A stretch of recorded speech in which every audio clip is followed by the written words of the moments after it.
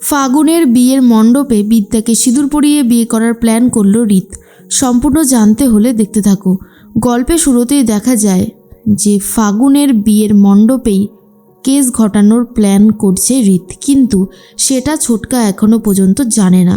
এরপর ছোটকা কথা বলতে থাকে বিদ্যার সাথে আর বলে, দেখো আমি তোমাকে চিনি না, এই রে তোমাকে আমি তুমি বলে ফেললাম। বিদ্যা বলে, না না, আমি আপনার থেকে অনেক ছোটই হব, আপনি বলতে পারেন। তখনই ছোটকা বলে, আমার ভাইপোটা না ভীষণ ভালো একজন ছেলে, যে তোমাকে খুবই ভালোবাসে আর তোমাকে ভবিষ্যতে অনেক সুখে রাখবে, ভালো রাখবে। তাই বলছিলাম যে তুমি যদি আমার ভাইপোকে বিয়ে করো খুব ভালো হবে, পালিয়ে যাবে নাকি? এরপরে বিদ্যা বলে, কি বলছেনটা কি আপনি? আপনার তো দেখছি পুরোপুরি মাথা খারাপ হয়ে গেছে।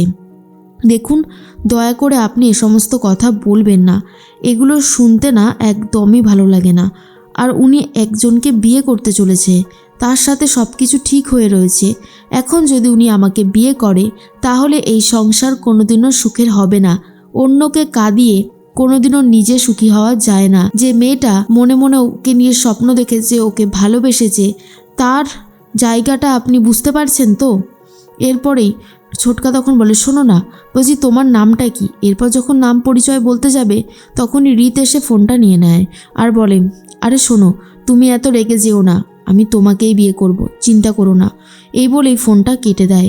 অন্যদিকে দেখা যায় শ্রাবণের খাওয়া হয়ে গেছে। শ্রাবণ বিদ্যাকে এসে বলে, এফআইআরটা তুলে নিস, না হলে কিন্তু অবস্থা খারাপ হয়ে যাবে।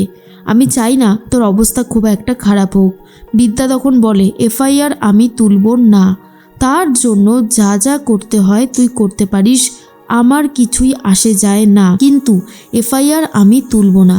এর মধ্যেই রাজদেব চ্যাটার্জি চলে গেছে হসপিটালে কথা বলতে রায়ের সাথে আর বলে, শোনো, তুমি যে হসপিটালে রয়েছো তোমার সমস্ত ব্যবস্থা আমরা করে দেব, কিন্তু পুলিশের কাছে মুখ খুলবে না। পুলিশের কাছে যদি মুখ খোলো তাহলে কিন্তু পরের সকালটা তুমি দেখতে পারবে কি না সেটা আমি বলতে পারবো না। এই প্রফেসর বিবি কিন্তু সব সময় তোমার সাথে থাকবে না, তাই তোমাকে বাঁচাতেও পারবে না। যদি তুমি মুখ খুলে কলেজের রেপুটেশন, আমার রেপুটেশন বদনাম করার চেষ্টা করো তাহলে এই রাজদেব চ্যাটার্জি তোমাকে ছেড়ে কথা বলবে না। আশা করছি তুমি আমার কথাটা খুব ভালোভাবে বুঝতে পেরে গেছো। ঠিক সেই মুহূর্তেই চলে এসেছে প্রফেসর বিবি আর বলে, হুমকি দিচ্ছেন কলেজের মালিক হয়ে, এইভাবে যে হুমকি দিচ্ছেন গুন্ডাদের মতন, তা বলছি আপনি আপনার প্রফেশনটা কবে চেঞ্জ করলেন বলুন তো? তখনই রাজদেব চ্যাটার্জি বলে, প্রফেসর বিবি মুখ সামলে কথা বলুন। প্রফেসর বিবি তখন বলে, আমি যথেষ্ট মুখ সামলেই কথা বলছি, মুখ সামলে কথা বলছি বলেই এখনও আপনি এখানে দাঁড়িয়ে থাকতে পারছেন। আপনি রায়কে এইভাবে ভয় দেখাতে পারেন না। কি ভেবেছেন এইভাবে ভয় দেখিয়ে আপনি জিতে যাবেন? একটা কথা মাথায় রাখবেন, এই অন্যায় আমি আপনাকে করতে দেব না। রায়ার যে অবস্থা হয়েছে আর এসবের জন্য যে দায়ী, সে শাস্তি পাবেই পাবে। সে যে ঘুরে বেড়াবে অপরাধীদের দুনিয়ায়, সেটা আমি হতে দেব না। আর সবথেকে বড় কথা হচ্ছে, আপনিও বাঁচাতে পারবেন না সেই অপরাধীকে। এরপরেই রাজদেব চ্যাটার্জি আবারও রেগে যায়। তখনই প্রিন্সিপাল স্যার বলে, চলুন, আপনি এখানে দাঁড়িয়ে থেকে শুধু শুধু সময় নষ্ট করবেন না। এরপরেই রাজদেব চ্যাটার্জি কলেজে ফিরে যায়। সেখানে কিছু স্টুডেন্ট রাজদেব চ্যাটার্জিকে একটা বক্স দেয়, গিফট বক্স। আর সেটা দেখার পরেই রাজদেব চ্যাটার্জি বলে, এটা কি? আমি এটা নিয়ে কি করব? তখনই স্টুডেন্ট বলে, প্রফেসর বিবি আপনার জন্য পাঠিয়েছে, আপনাকে তো নিতেই হবে স্যার, ধরুন। এরপরই প্রিন্সিপাল বলে, কি রয়েছে এটায়? তখন স্টুডেন্টসরা বলে, আমরা তো জানি না, প্রফেসর বিবি আমাদের যেটুকু বলেছে আমরা শুধু সেটুকুই জানি। এরপরে গিফটটা খুলে দেখে তার মধ্যে রয়েছে প্রচুর টাকা, যা দেখার পরে অবাক হয়ে যায় রাজদেব চ্যাটার্জি।